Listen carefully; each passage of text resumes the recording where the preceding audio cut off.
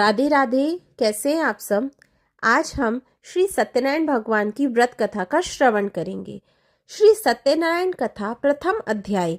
एक समय की बात है, नैशिरण्य तीर्थ में सैनिक आदि 88,000 ऋषियों ने श्री सूत जी से पूछा, हे प्रभु, इस कलयुग में वेद विद्या रहित मनुष्य को प्रभु किस भक्ति किस प्रकार मिल सकती है तथा उनका उद्धार कैसे होगा। हे मुनि श्रेष्ठ, कोई ऐसा तप बताइए जिससे थोड़े समय में ही पुण्य मिले और मनवांछित फल भी मिल जाए। इस प्रकार की कथा सुनने की हम इच्छा रखते हैं। सर्व शास्त्रों के ज्ञाता सूत जी बोले, हे वैष्णवों में पूज्य, आप सभी ने प्राणियों की हित की बात पूछी है, इसलिए मैं एक ऐसे श्रेष्ठ व्रत को आप लोगों को बताऊंगा जिसे नारद जी ने लक्ष्मी नारायण जी से पूछा था और लक्ष्मीपति ने मुनि श्रेष्ठ नारद जी से कहा था। अब आप इसे ध्यान से सुनिए। एक समय की बात है, योगीराज नारद जी दूसरों की हित की इच्छा के लिए अनेकों लोकों में घूमते हुए मृत्यु लोक में आ पहुंचे। यहाँ उन्होंने अनेक योनियों में जन्मे प्राय सभी मनुष्यों को अपने कर्मों द्वारा अनेकों दुखों से पीड़ित देखा। उनका दुख देख नारद जी सोचने लगे कि कैसा यत्न किया जाए जिसके करने से निश्चित रूप से मानव के दुखों का अंत हो जाए। इसी विचार पर मनन करते हुए वह विष्णु लोक में गए। वहां वह देवों के ईश भगवान नारायण की स्तुति करने लगे, जिनके हाथों में शंख चक्र गदा और पद्म थे, गले में वरमाला पहने हुए थे। स्तुति करते हुए नारद जी बोले, हे भगवान, आप अत्यंत शक्ति से संपन्न, मन तथा वाणी भी आपको नहीं पा सकती। आपका आदि मध्य अंत नहीं है। निर्गुण स्वरूप सृष्टि के कारण भक्तों के दुख को दूर करने वाले आपको मेरा नमस्कार है। नारद जी की स्तुति सुन विष्णु भगवान बोले, हे मुनि श्रेष्ठ, आपके मन में क्या बात है? आप किस काम के लिए पधारे हैं, उसे निसंकोच कहो।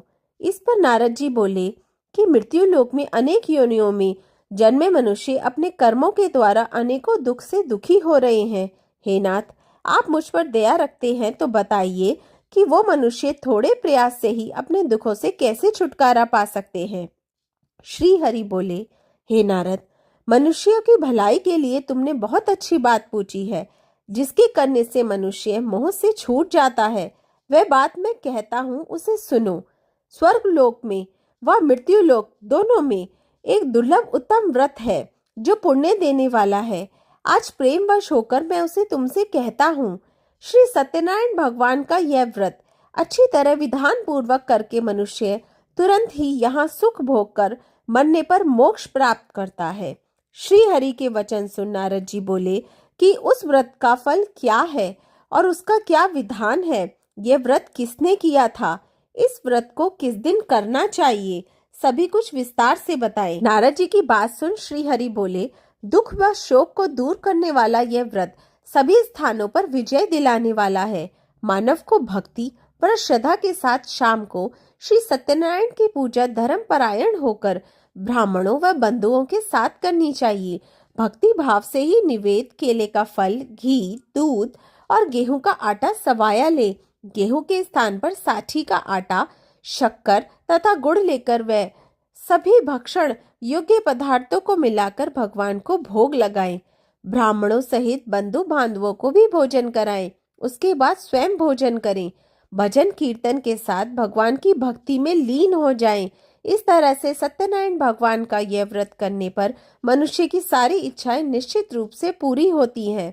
इस कलिकाल अर्थात कलयुग में मृत्यु लोक में मोक्ष का यही एक सरल उपाय बताया गया है।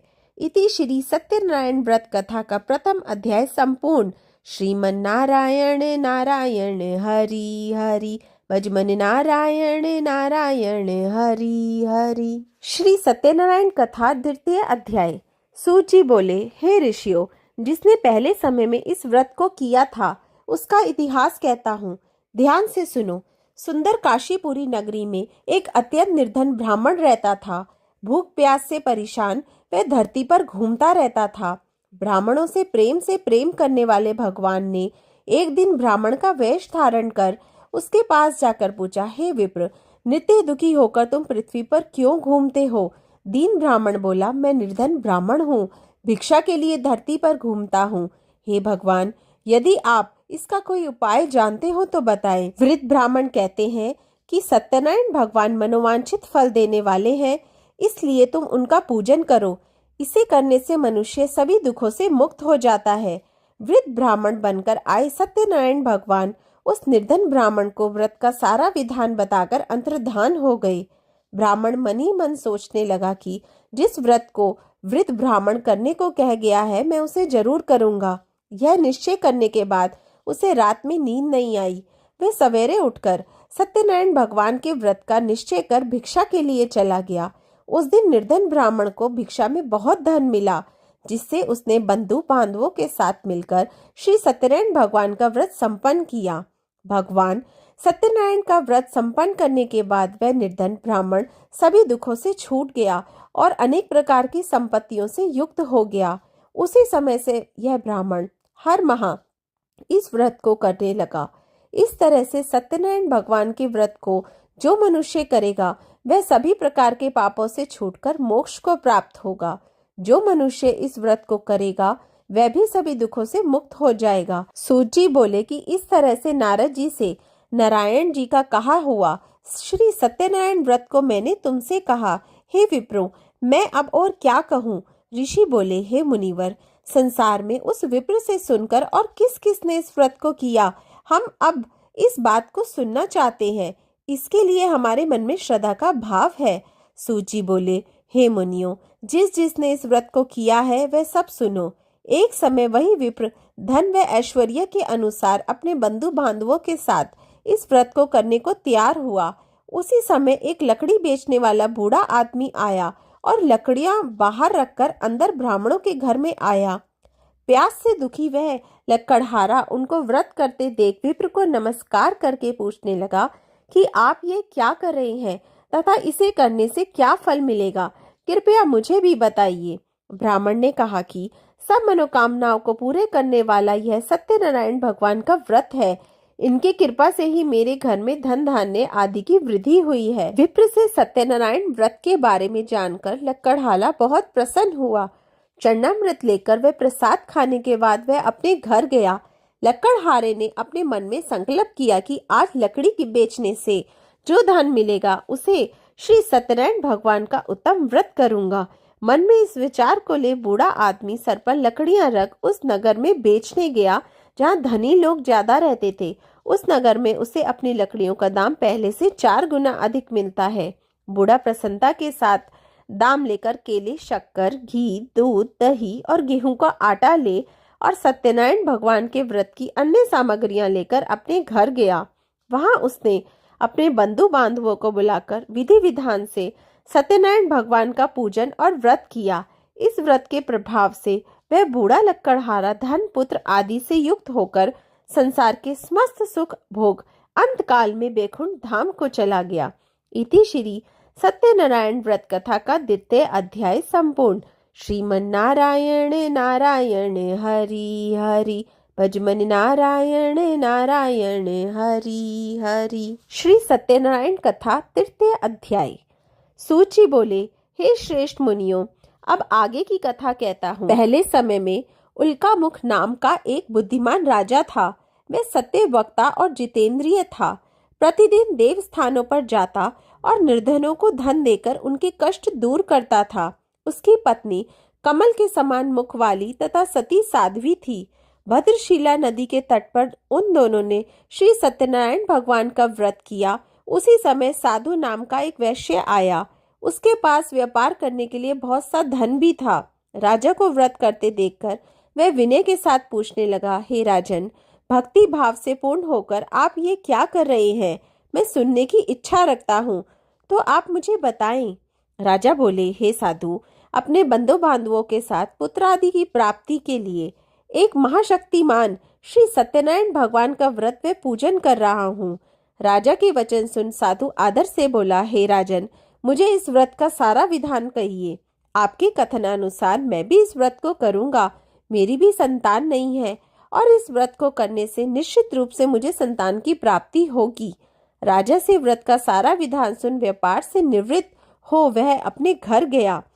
साधु वैश्य ने अपनी पत्नी को संतान देने वाली इस व्रत का वर्णन कह सुनाया और कहा कि जब मेरी संतान होगी तब मैं इस व्रत को करूंगा। साधु ने इस तरह के वचन अपनी पत्नी लीलावती से कहे।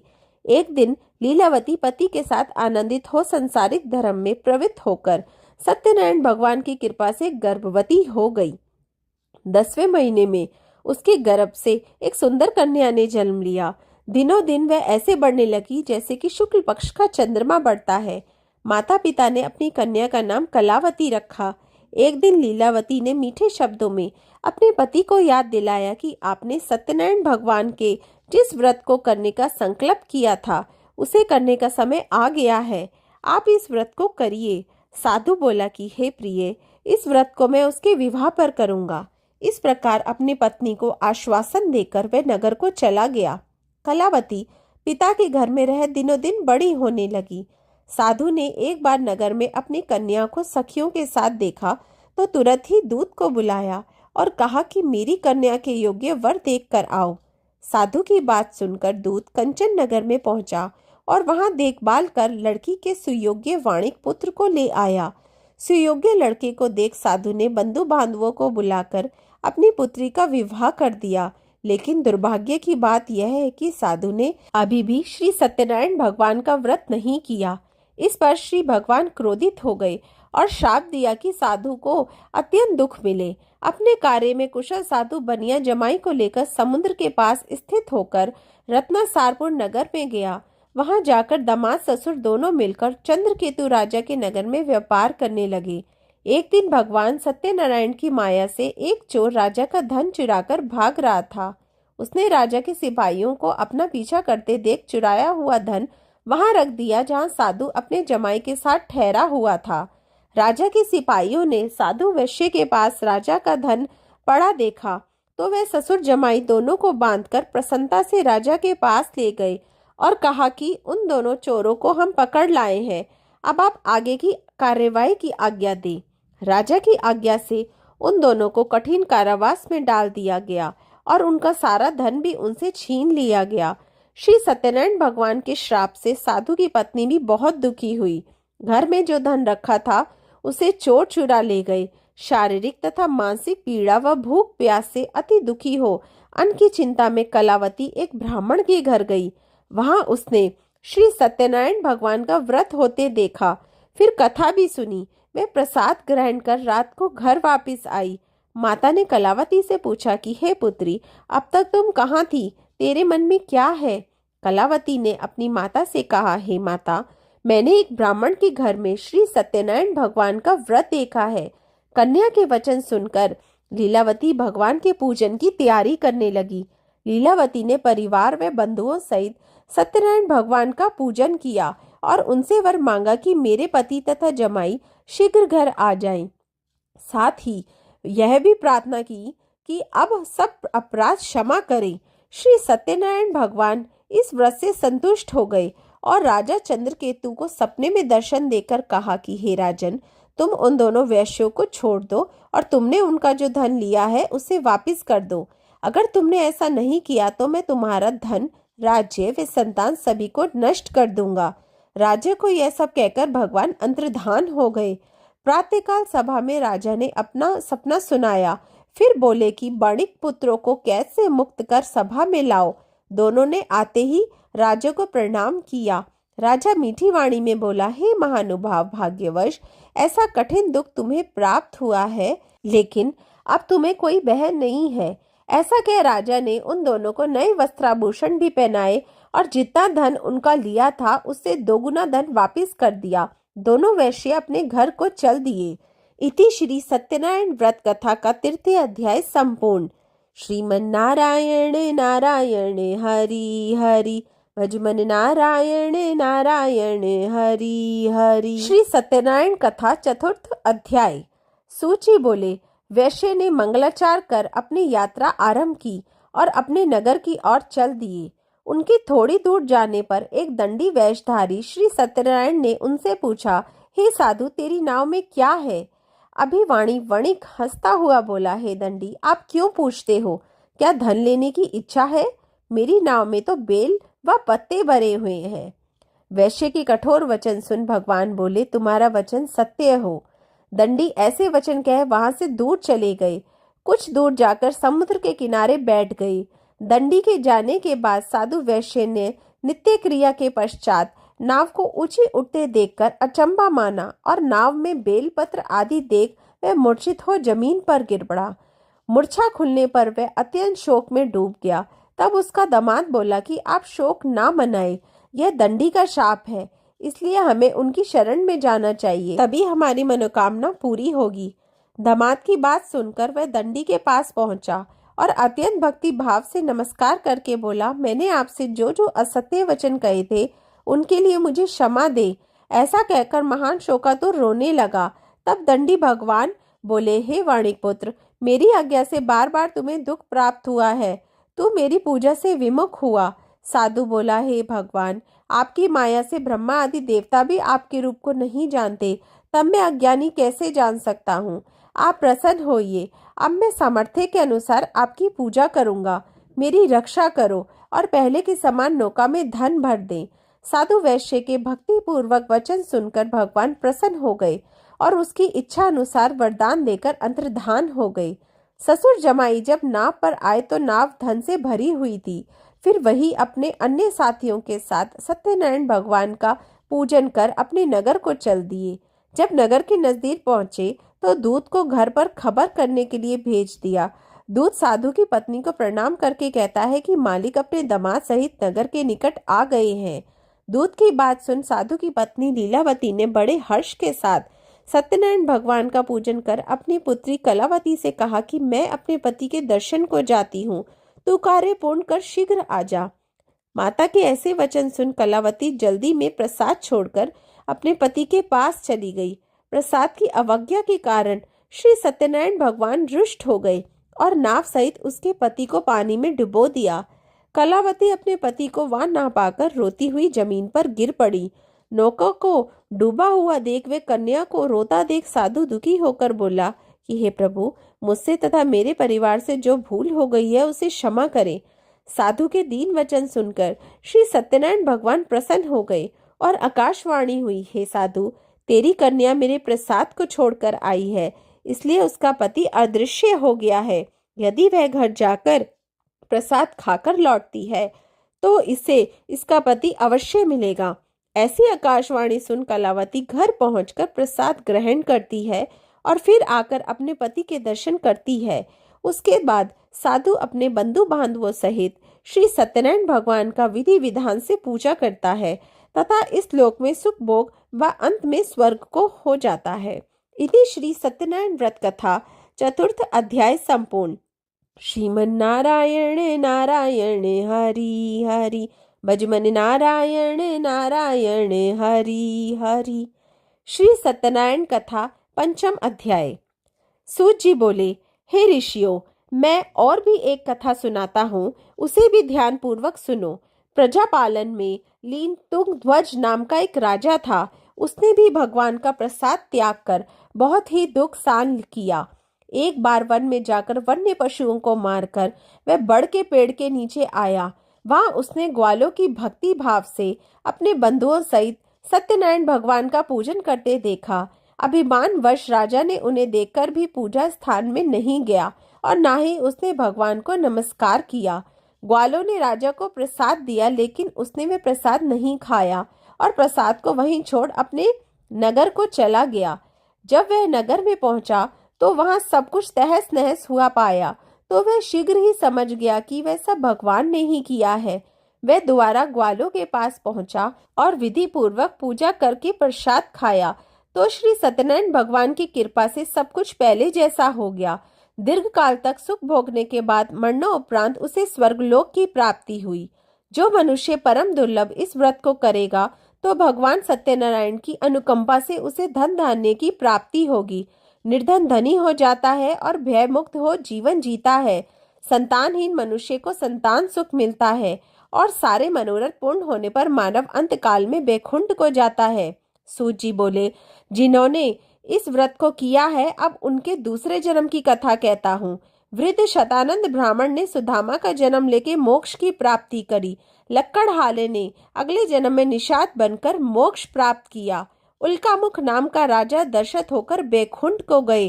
साधु नाम के वैश्य ने मोर ध्वज बनकर अपने पुत्र को आरे से चीरकर मोक्ष पाया। महाराज तुंगध्वज ने स्वयंभू होकर भगवान से भक्ति युक्त हो कर्म का मोक्ष पाया। इति श्री सत्यनारायण व्रत कथा का 5वां अध्याय संपूर्ण। श्रीमन्नारायण नारायण हरि हरि, भजमन नारायण नारायण हरि हरि। श्री सत्यनारायण व्रत कथा समाप्त हुई। श्री नारायण भगवान की जय। लक्ष्मी मैया की जय।